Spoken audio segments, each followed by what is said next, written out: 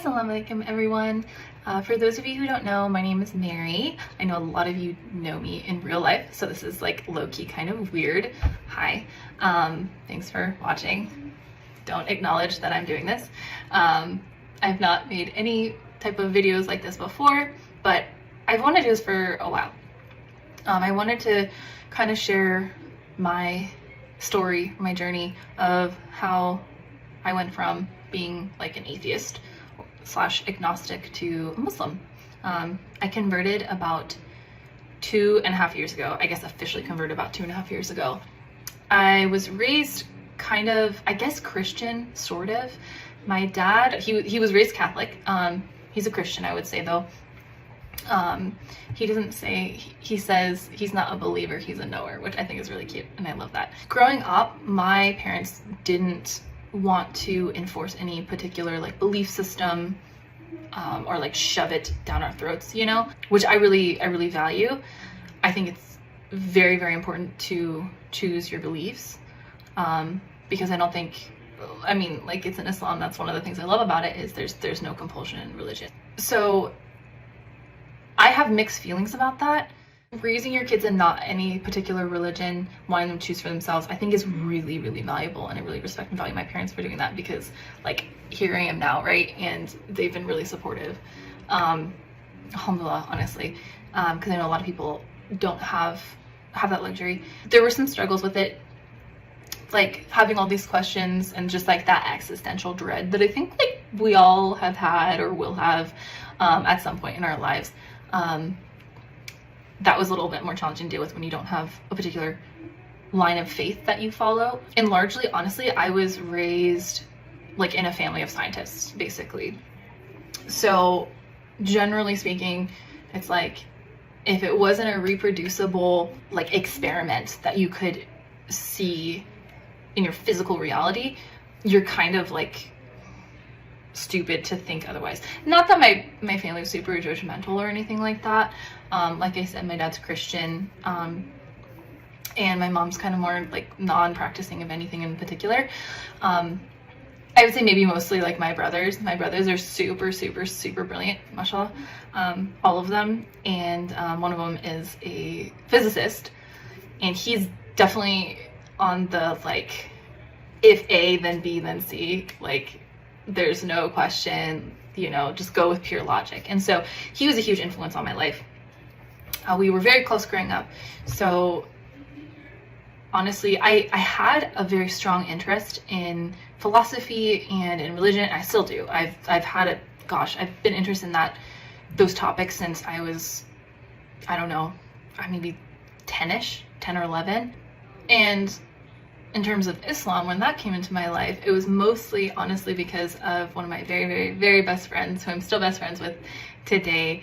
I met her when I was 9. We went to the same homeschool group, which, side note, don't ever homeschool your children. That's a whole other story, unless you really know what you're doing and it's like putting all the time and the effort. But like, honestly, yeah, that's a whole other thing. I don't want to be controversial. No judgment if you are someone who does homeschool your children. But anyways, so her and I are still really close. And honestly, I didn't know what Islam was until, gosh, I was like 11 or 12 maybe. It wasn't until one day I wanted an excuse to call her, and I was like, oh, it's Christmas, I want to say Merry Christmas to her. So I called her. I was like, Merry Christmas, you know, whatever, this kind of thing. What are you guys doing? And she said, oh, we actually don't celebrate Christmas. And I was like, what do you mean? Well, who doesn't celebrate Christmas? I was like, are you Jewish? That's like, I mean, I didn't really know much about Judaism either. But no, she was like, oh, I'm a Muslim. I was like, oh, that's interesting. So she was someone who is someone, honestly, who really, really exemplifies the characteristics of the Prophet, peace be upon him, in such a beautiful, beautiful way. And that was honestly largely one of the things that drew me to the religion the most, in terms of like my perception of it, is just her example and her character.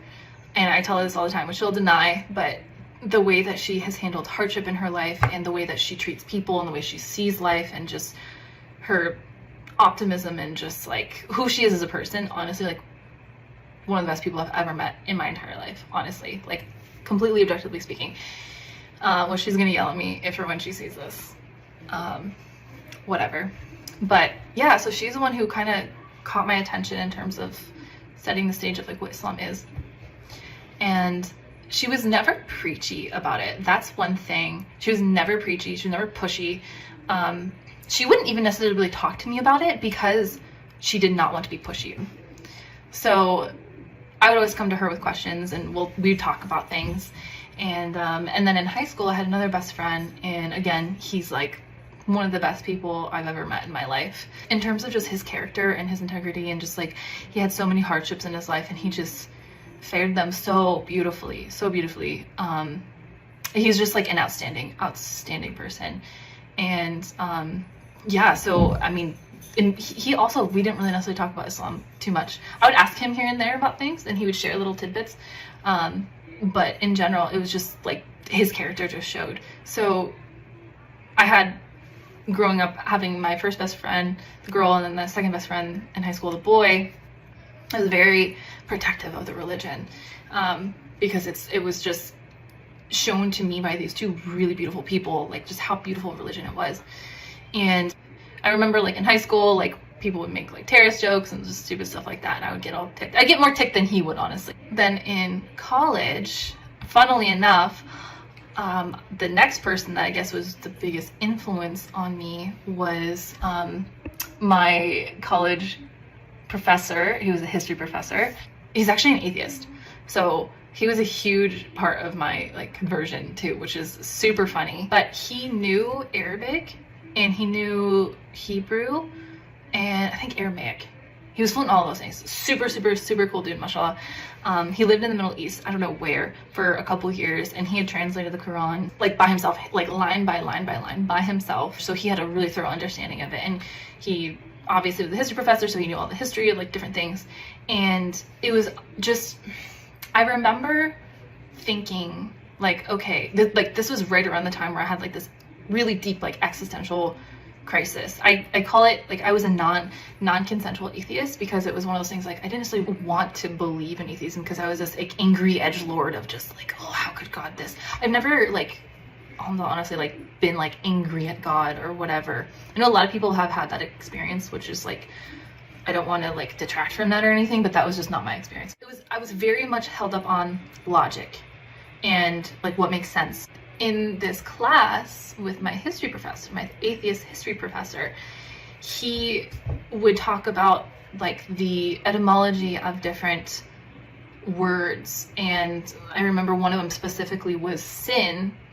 And because I was like, that doesn't make sense to me, like this God that's all powerful and all loving and all these different things that I had learned from like just general Christianity and stuff like on the internet, would be angry at you and curse you to hell for like sinning. It didn't make sense. Like things that like, why would that upset God? Like this all-knowing, all-powerful creator, why would he be personally affected by you doing something that would harm you, right? And so and I don't know if this is actually the case, I would assume, because he knows what he's talking about, my history professor. He was talking about how sin came from the word san, or sans, which is without. And so his logic, or what he was saying, was basically like, historically, back in the day, I don't think he was even talking about Islam at this point, but sins, it's like the biggest source of suffering is to be without God, right? So when you do these sins, they take you further from God. And so basically hell is to be like without God. And I'm like, that's really interesting. And so, and I remember my I guess oldest best friend, the girl, she once told me, I asked her, I think at this time I was like, how, because she's a scientist, she's like literally a scientist. And I asked her, I was like, how can you like believe in these things? Like what got you to it? Like, was it because you were raised in it? And she said it wasn't so much that at all. She wanted to go to like the purest form of like truth, essentially. She said that based off of pure logic and rationality, like it made sense. And I was like, that's interesting. And so that kind of just, those two things like really stuck with me. So over time, I guess in the age of like 20, I had a bunch of other experiences that were very like personal and like spiritual in nature that took me from like pure like, okay, it's illogical to think that anything happens after you die, to, okay, there are too many coincidences all at once for this to be like merely coincidence. And so I was like, okay, so there has to be like something, right? So then I was like more in touch with like just like general spirituality without any specific religion attached to it. In Islam, everything that's prescribed to you is for your own good. You know, it's for you. And so I would do this thing where if I learned something that kind of matched with Islam, I would send it to the girl best friend and be like, hey, this makes sense. So like, for example, like in Ramadan, you know, you're supposed to fast for like 30 days, right? And I was reading up all these benefits on like intermittent fasting and fasting in general. And I was like, oh wow, like it has all of these insane health benefits. And I would like be like, hey, look, the Muslims are right again, you know? And I would always do that. It just kind of, it wasn't one of those things where I was like, oh, here is a religion. I am now that religion. That would not have worked with me.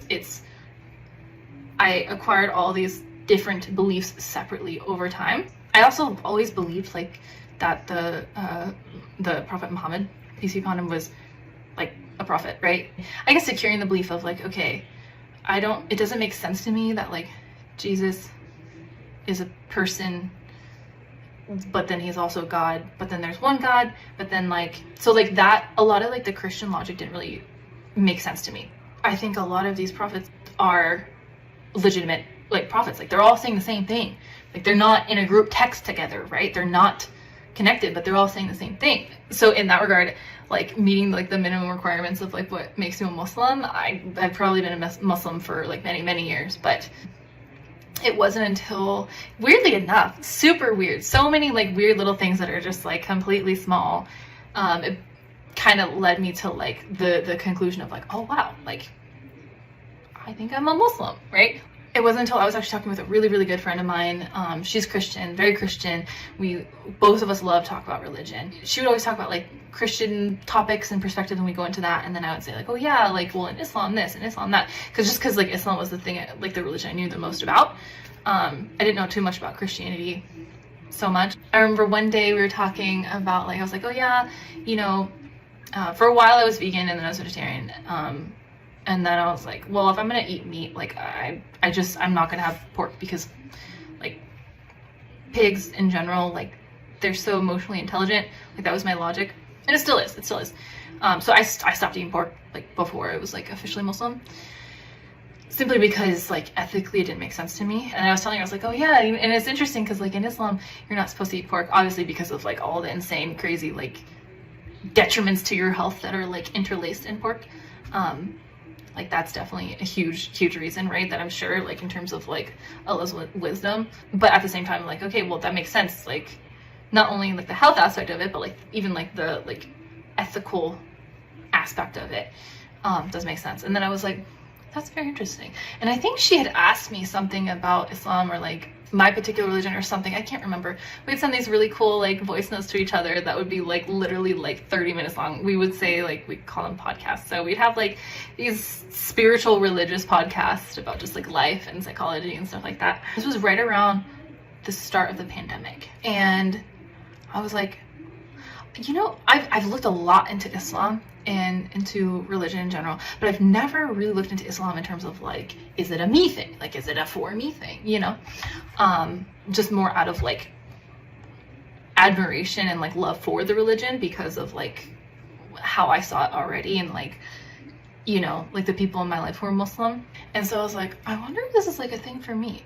And so yeah, just did more research like online, and I started reading the Quran. And specifically, I love the translation that I have. That one just really like clicked with me. And yeah, it was kind of like an over time, it's like I had all these beliefs and I was like, oh wow, it's like this is what Islam is, and then this is what like I believe in, like they're the same thing basically. So I was like, interesting. Yeah, that's kind of the short story of it, which is super not short. There's a lot more to it, I guess, that I'll probably address at later times, but yeah, TLDR is that saying where if you like walk, he'll run to you. If you move an inch, he'll go a mile, you know, like Allah will reach those he wills. The Lord works in mysterious ways. Super true. I literally went from being an atheist, like not having any religion growing up, to like I'm a Muslim now, and it's something that I've never felt this way about anything in my life before. I didn't think I was the kind of person that could ever follow a religion. I was someone who really respected religion, who really valued it in terms of what it does for people. I know like there's negatives to it and everything, as there is with anything that humans get involved with, but I never would have thought that I could follow a religion. It's become like the most important aspect of my life.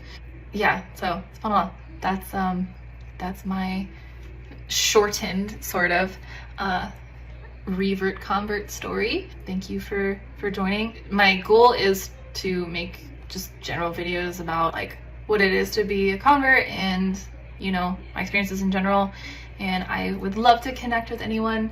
I would love to hear from you. And yeah, so thank you for listening and for sticking through this really, really long video. I wanted it to be shorter, but anyways, peace. Welcome back, friends. I hope you enjoyed the video till the last minute. So we have been listening so many stories about girls, about men, that how they accept the Islam, how they convert, and how they lead a very beautiful life inside the Islam. So actually the message of the girl is to that she was she was completely Christian due to belonging to his father. So sometime, for example, if you are following some another religion, like for example, if you are in a religion according to your family backgrounds, if you are a Christian, if you are a Jew, or if you are in another different kind of culture you have, so it doesn't mean that you will have to lead the complete life on the same religion, on the same occasion. You have to make inquiry of your religion, make an inquiry of your elder, that what are they doing have been. So the same thing has been applied on the girl, that she said that when someone on the occasion of Christmas, my parents wish me that Merry Christmas. So I was said that, you know, it's not a strange thing, it's a common saying and everyone is saying on that day. So it's my wish that I could see the complete history about the Christmas, that what's what that. So if when she do research on it, and when she find that there is some mistakes, there is some misguidance by their elders, by their relatives, by their religious speakers, but then she said that yes, so at that time I believe that it's not a true religion.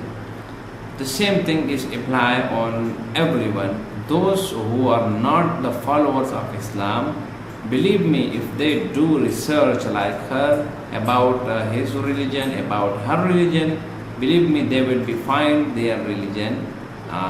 They will be find their religion in a bad manner, and also they will be find that their religion is not the religion, the one who was sent by Allah subhanahu wa ta'ala through his Prophet Hazrat Muhammad sallallahu alayhi wasallam.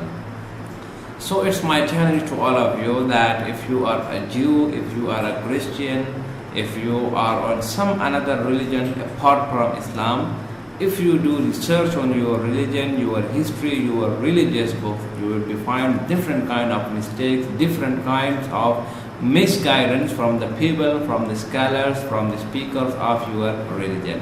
Just took the example of your holy book Bible. There will be, you will be find so many Bibles, different kind of Bibles. Some will be more pages, and some Bible there will be less pages. So what is it? If it's a holy book from Allah subhanahu wa ta'ala, so why there are different kind of difference? Why there are a lot of difference find on the same Bible? On you have Bible, it will be some information, but if another one has a Bible, it will be different content, different information. It means that these are just these are just playing. We are just playing with the emotions of the people. Just if we Muslim look at our holy book, Holy Quran, so from A to Z, from every part of the world, if you took the Holy Quran, you will be feel it, you will be find it the same one, the one which available in Pakistan, The same thing will be available on the UK, United States, Australia, even on the Antarctica. If you find the whole Quran, it will be the same. This is the beauty of Islam, and this is the beautification of my religion of Islam. So I hope you like the video. If you like the video, subscribe the channel and share it with your friends.